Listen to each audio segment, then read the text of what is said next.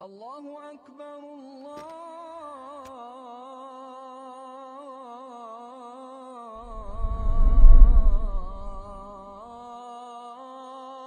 أكبر. بسم الله الحمد لله والصلاة والسلام على رسول الله أما بعد السلام عليكم ورحمة الله وبركاته. الكبيرة التاسعة والأربعون 49-й грех аль-хуруджу бис-сейфи ват-такфири биль-кабаир. Это выход против правителя, против мусульман с мечом и делать такфир людям по причине больших грехов. По причине того, что кто-то делает большие грехи, выводить ему такфир, выводить его в куфр. И Аллах Субханаху ва Тааля сказал: «Валя та'таду, инна Аллах ля юхиббуль му'тадин». И не переходите границы, поистине Аллах не любит тех, кто переходит границы. «Вамай я'си Аллаха ва расуляху факад далля далялям мубина». А тот, кто ослушается Аллаха и его посланника, тот заблудился явным заблуждением. И пророк, саллаллаху алейхи вассалям, сказал: «Ман каля ли ахихи аль-муслим я кафир, факад баа биха ахадухума».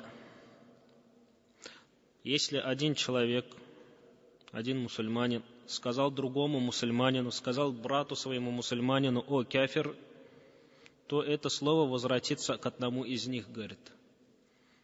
То есть, если тот, кому было сказано, достоин этих слов, то тот, значит, тот, кто сказал, был прав в этом.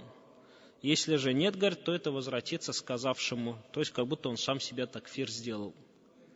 И это сказали ученые, то есть если человек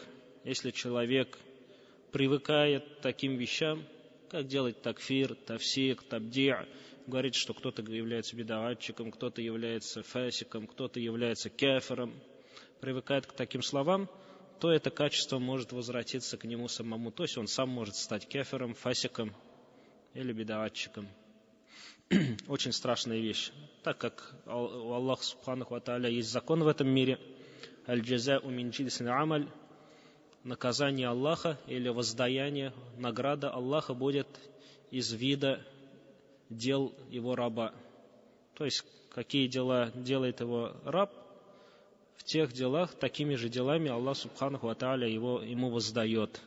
И поэтому, если кто-то ходит и привыкает к таким словам, что кого-то в куфр вводит, кого-то еще какими-то именами ярлыки вешает, то, возможно, придет такой день, когда на него самого начнут вешать эти ярлыки, и возможно, что они будут оправданы, и возможно даже, что они будут оправданы. Поэтому пророк, саллаллаху алейхи вассалям, тут предупреждает и говорит: «Ман каля ли ахихи аль-муслим», тот, кто сказал своему брату мусульманину: «О, кафир», то это возвратится одному из них, говорит, одному из них. И как ученые сказали, что это даже будет, что это, говорит, малый куфр, очень большой грех. И самая первая секта, которая начала заниматься этим, и это одна является одной из двух первых сект, которые вообще произошли в исламе, это хаваридж и шиа. Это первые, кто появились. Хавариджи, они оставили очень большой след в истории ислама, так как убили очень много сподвижников, очень больших сподвижников, и сражались с очень большими сподвижниками, великими сподвижниками. И среди ученых есть разногласия. Некоторые ученые выводят их в куфр и говорят, что они кафиры из-за своих действий. Большинство же ученых говорит, что нет, это не являются, пока не будут выполнены условия такфира и не будут сняты ограничения для такфира. То есть для того, чтобы кого-то назвать кафиром, кого-то назвать другим каким-то именем, должно быть в первую очередь выполнены условия. То есть человек должен совершить по правде дело, которое выводит его за пределы ислама. А второе, должны быть убраны ограничения, как, например, незнание человека. как, например, незнание человека, или, например, вынужденность этого действия человеком. Например, как приводится то, что Муса алейхиссалям, когда спустился с горы и увидел, что его народ поклоняется тельцу, он что сделал? В руках, который Таурат у него был, кинул об землю. То есть, если посмотреть, само это действие похоже на куфр также. Однако Муса, алейхиссалям, был человеком очень вспыльчивым, в особенности, если это касалось религии Аллаха. И в его случае это, естественно, он был пророком, и нельзя сказать, что в его случае это был куфром или даже большим грехом. И схватил своего брата, который также являлся пророком, за бороду, и начал его обвинять, и сказал, к чему ты привел племя Бану Исраиль, народ Бану Исраиль. И брат его оправдался и сказал, что я этого не делал. Хотя, если посмотрим в источники Бану Исраиль, то у них указывается, что Харун якобы также поклонялся вместе с Бану Исраиль этому тельцу, что является неприемлемым по нашим убеждениям. И пророк, саллаллаху алейхи вассалям, насчет этих хавариджи сказал: «Ямрукуна минад-дини, кама ямруку сахму минар-рамия, айнама лакитумухум фактулюхум». Они будут выходить из религии так же, как выходит стрела из дичи, говорит, проткнув ее. И где бы вы их ни встретили, то сражайтесь с ними, говорит. И также пророк, саллаллаху алейхи вассалям, сказал: «Шарру катля тахта адимис сама». Они являются худшими убитыми под небом, то есть худшими людьми под небом. И также хавариджи в основном это секта, которая разрешает, делает халялем кровь мусульман, выводит их в куфр. И они также вывели в куфр Усмана, Али, сказали, что они являются кафирами. Аллаху аль-муста'ан. Из-за у них были какие-то доводы, это аяты, хадисы, однако это аяты и хадисы были многосмысленными, которые нуждались в объяснении другими хадисами и аятами, однако, как мы уже в круглом столе, который равновесие мусульманина, сказали, то, что обычно секта появляется, когда люди начинают усердствовать в одном из направлений ислама. А Аллах субхану тааля ислам дал для нашей жизни, то есть охватывающий все аспекты нашей жизни, и все эти аспекты являются важными, и нельзя упускать один аспект и выполнять только другой аспект. И когда человек усердствует только в одном, оставляет другое, то и появляются эти крайности, Когда появляется крайность, появляются другие люди, которые противоречат этой крайности и тоже уходят в крайность. Поэтому Аллах субханаху тааля сказал, что вы были срединной уммой, и поэтому мусульмане должны стараться придерживаться середины, что является очень сложным. Для этого нужно знание, для этого надо обращаться к ученым. А то, что они не кафиры, ученые говорят, это можно вывести из действий Али ибн Аби Талиба и Абдуль-Азиза, Умара ибн Абдуль-Азиза, как, например, когда у Али ибн Аби Талиба спросили насчет хавариджев, почему он с ними обращался как с мусульманами, то он привел суру Худжурат, 9 аят: «Ваин таифатани миналь му'минина иқтаталю фа аслиху бейнахум». Если две группы мусульман начали сражаться друг с другом, то помирите их. А если одна из них будет притеснять другую, то боритесь с той, которая притесняет, пока она не вернется к решению Аллаха.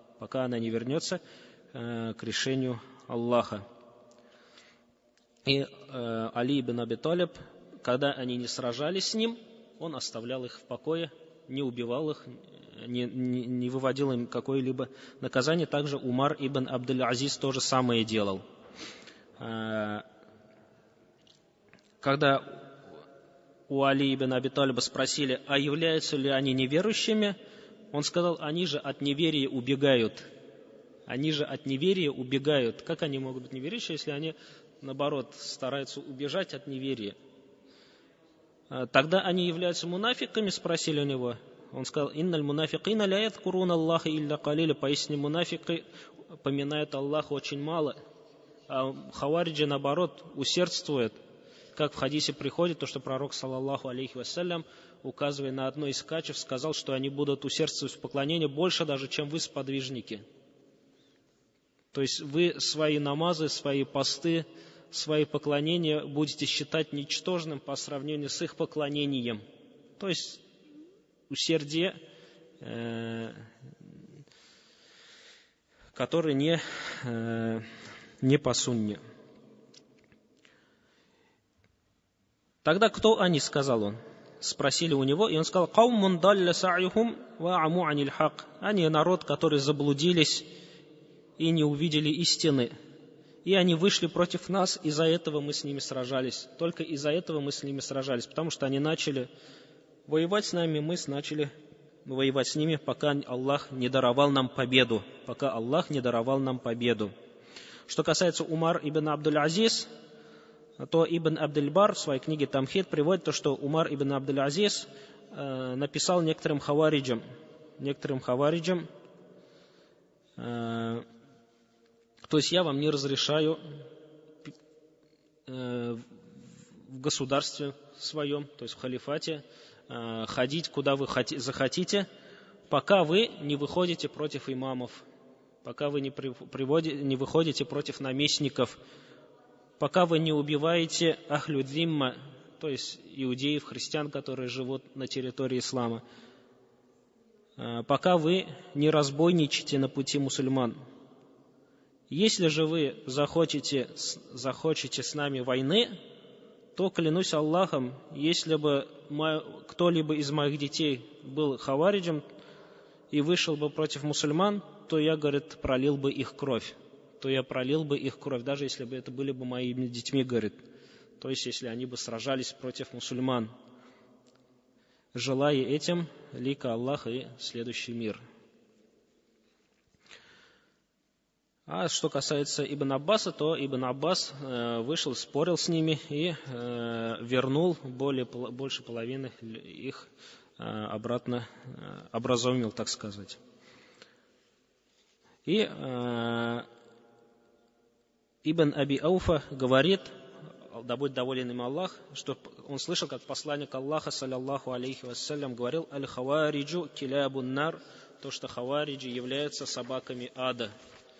То есть, или то, что Аллах, субханаху ва тааля, унизит их, и они будут униженными, как собаки, или же они примут образ собак в аду. Также приводится то, что они будут выть, как воют собаки, скулить, как скулят собаки. Приводит такой тафсир на этот хадис. Также приводится от этого же сподвижника, когда к нему Саид ибн Джумхан зашел, и в это время Ибн Аби Ауфа был слепым, то есть плохо видел, или был слепым, и он спросил, кто ты? И он сказал, я Саид ибн Джумхан. И он сказал, что случилось с твоим отцом? Он сказал, его убили Азарика. И на это он ответил, пускай Аллах уничтожит Азарика. Я слышал, как посланник Аллаха, саллаллаху алейхи вассалям, сказал, что они являются собаками ада. И я спросил, Азарика только? Нет, он сказал, хавариджи все хавариджи. И кто такие Азарика? То есть сначала хавариджи вначале были одной группой, которая отделилась от мусульман. И их особенностью было то, что они очень сильно враждовали с мусульманами и выводили их в куфр.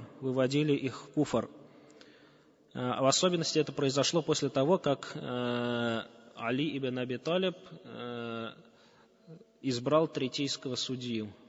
То есть для того, что когда сказали, что ты не должен быть правителем, из-за того, что он не хотел спешить с наказанием тех, кто убил Усмана, он не хотел спешить с этим, и поэтому появился хиляф. Некоторые сказали, что он недостоин быть правителем. А он хотел, чтобы заняться этими делами, когда все уляжется, когда все доказательства будут. Но люди, как всегда, любят спешить и подталкивали его: давай быстрее выводи решение. Однако, когда в государстве хаос, анархия, воюют мусульмане с друг другом, и когда еще есть враги у государства за территорией его, в это время, когда его так подталкивают, естественно, нельзя было для него спешить. Однако вот в это время вышли его люди, и вот эта фирка Азарика, она появилась от человека по имени Нафи' ибн Азрак. И, как говорится, он был очень смышленным, умным. Он изучал Коран очень сильно, очень был образованный в религии, как говорят. И он очень много обращался к Абдулла ибн Аббасу, следовал за ним в Мекке и очень ему много вопросов задавал. В особенности то, что касается Корана. Однако у него была вот эта идеология. После того, как он вернулся в Басра, с ним были некоторые хавариджи. И их встретил Убайдулла ибн Зияд и посадил в тюрьму за то, что они хотели выйти в Мекку из Басры, чтобы захватить власть там. И они сидели в тюрьме, пока не ослабла власть этого Ибн Зияда. После того, как они вышли из тюрьмы, они очень свою вот эту идеологию начали распространять. И он начал писать всяким предводителям других хавариджей. Однако они не хотели выходить вместе с ним. И он назвал их Ка'адатуль Хаваридж, то есть хавариджи, которые сидят на месте. И сделал такфир им. То есть хаваридж, этот человек сделал такфир хавариджам, вывел их в куфр за то, что они не хотели с ними выходить.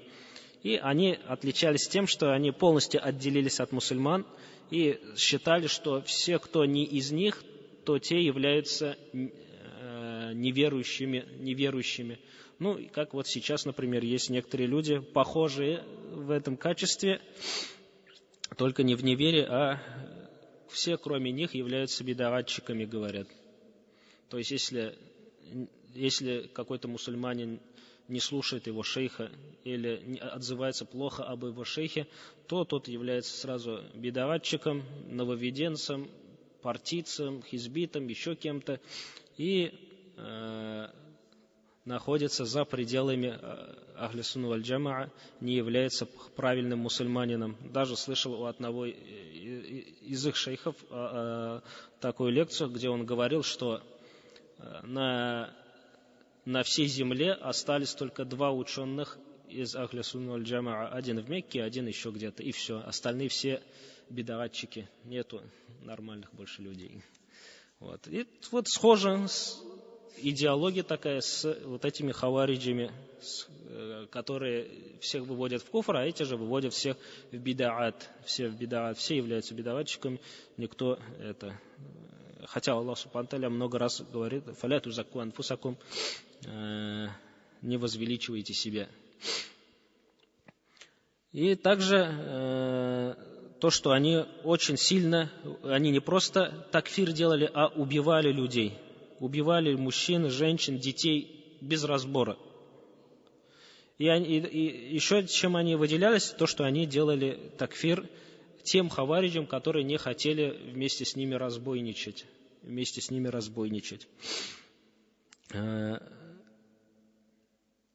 Аль-Мухаллаб с ними, вот, после того, с ними начали воевать, и они в конце концов были полностью уничтожены. Примерно это было в 64 году вроде бы. После этого хавариджи разделились на более 20 сект. То есть сами по себе разделились, еще больше их стало.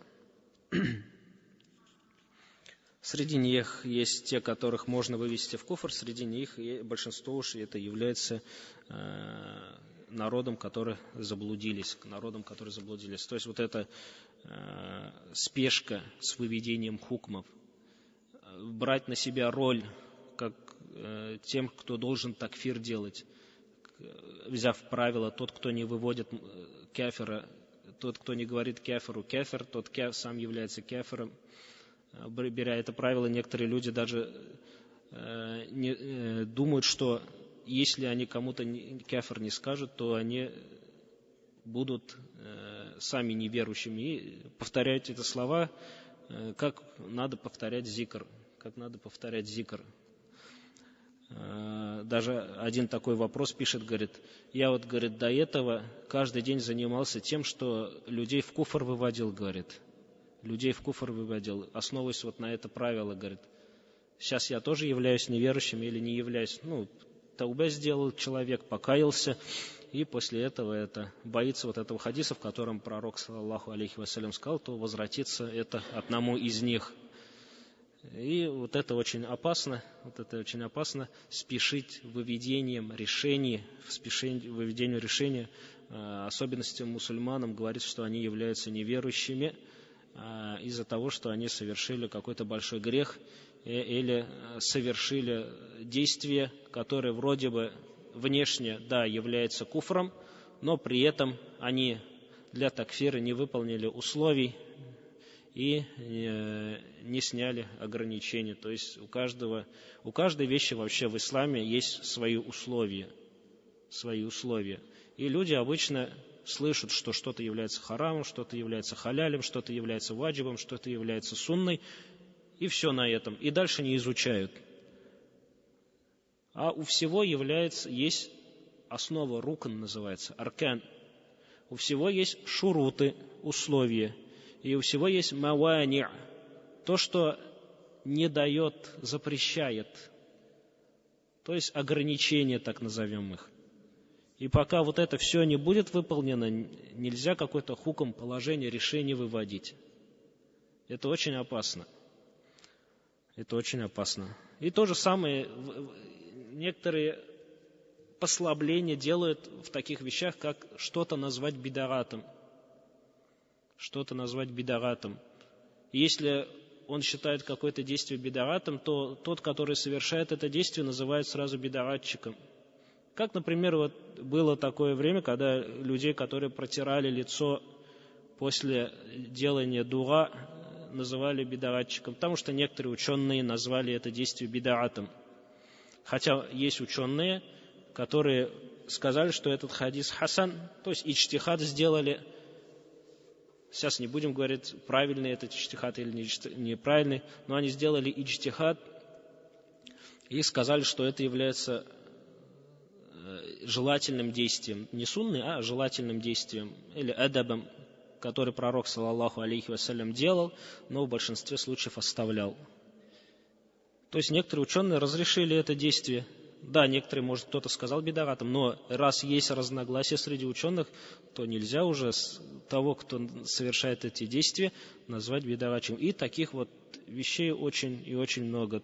Как, например, то же самое это после азана, когда Аллахума рабба хадихи давати таммати, некоторые руки поднимают и дуа делают. Хотя это является дуа, это не является зикром. А знаем, что основа в дуа — это поднимать руки. Да, от пророка, саллаллаху алейхи вассалям, не приходит, что он поднимал, но и не приходит, что он не поднимал. Он не приходит, что он поднимал, и не приходит, что он не поднимал. А основа то, что в дуа поднимается. Поэтому, если человек какой-то поднимает в это руки, считая это сунной, то то же самое нельзя. Есть ученые, которые говорят, что это является сунной. поднимать в это время руки и делать дуа. И вот таких дел очень много. То есть есть ученые, среди ученых есть разногласия, и должно быть вот это адаб. Есть такое, сейчас даже появилось очень много книг насчет этого, адаб в разногласиях. Адаб в разногласиях. Когда есть разногласия среди ученых, человек должен придерживаться какого-то адаба. Если человек, который совершает какое-то действие, то, что ты считаешь бид'атом, то нельзя спешить и называть этого человека бид'атчиком. Потому что даже если условия выполнены, то, возможно, есть мавани'и, то, что запрещает, то, что препятствия есть какие-то. Например, то, что или невежество этого человека по отношению к этим действиям, или же есть, по правде, мнение ученого, основанное на доказательствах. То же самое, когда люди, интересно бывает, спешат со словами, что вот это действие нельзя делать, потому что хадис слабый. Хадис слабый. Хадис слабый, хадис достоверный, хадис хасан – это все иджтихад. Это что такое? Это иджтихад, это усердие, которое проявил ученый и вывел это решение. Это не значит, что хадис слабый. Это не значит, что хадис достоверный. Бывали, что большие ученые говорили, какой-то хадис является достоверным, и такой же большой ученый говорил, что хадис выдуманный. Бывало, что хадис слабый говорили, но большинство ученых по нему амаль делали, действия совершали. Сказали, потому что мы видели, как сподвижники совершают действия по этому, мы видели, как таби'ины совершают действия по этому.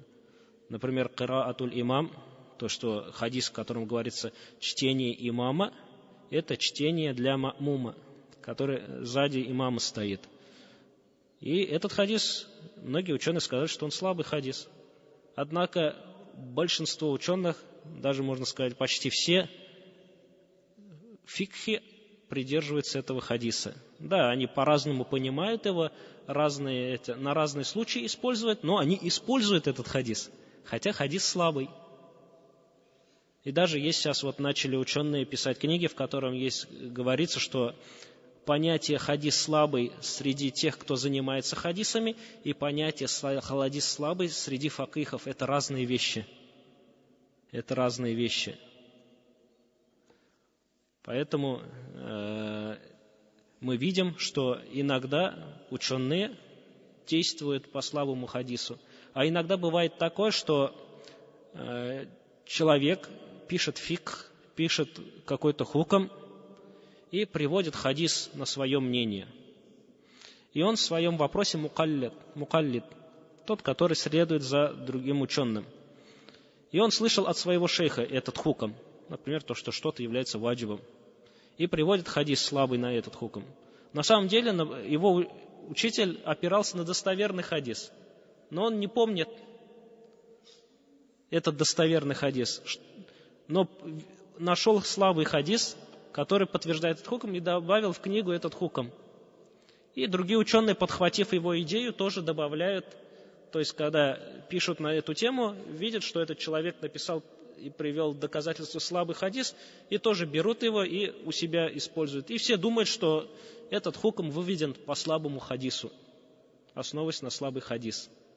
А на самом деле есть другие доказательства, которые более сильны, чем этот слабый хадис.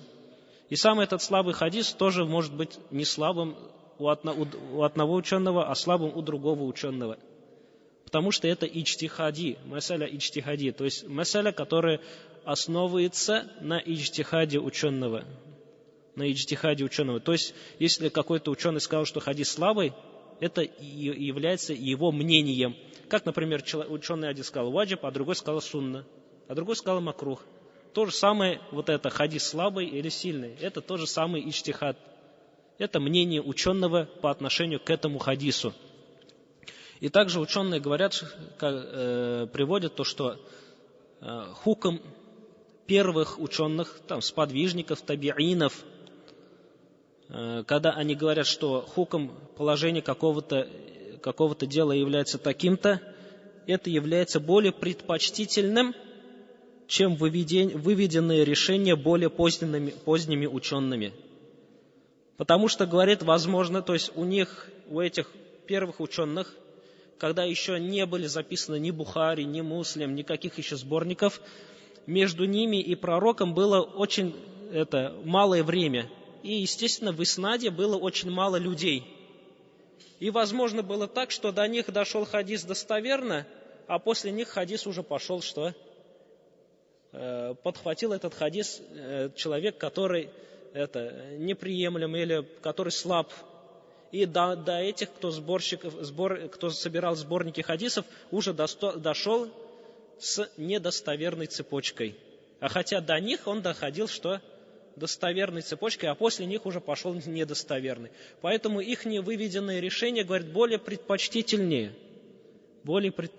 чем поздних людей. Возможно, до них вообще некоторые хадисы не дошли, когда дошли до этих. Или дошли оборванными цепочками, или дошли слабыми цепочками. Поэтому иногда. И также есть другое правило, то, что стараться надо, когда имам Ахмад, Тирмизи, Бухари, Муслим, эти первые люди, которые занимались сбором этих хадисов, вы написали знания насчет этих хадисов, как их делить по группам, то их выведенные решения более предпочтительны, чем выведенные решения современников. То есть, если имам Ахмад сказал хадис достоверный, приемлем, а какой-то современник говорит, нет, он слабый, то предпочтительное мнение имама Ахмада, потому что, возможно, он знал об этом хадисе больше, чем этот современник. Субханакаллахумма ва бихамдика, ашхаду ан ла иляха илля анта. Субханакаллахумма ва бихамдика, ашхаду ан ла иляха илля анта. Субханакаллахумма ва бихамдика, ашхаду ан ла иляха илля анта. Субханакаллахумма ва бихамдика, ашхаду ан ла иляха илля анта. الله أكبر الله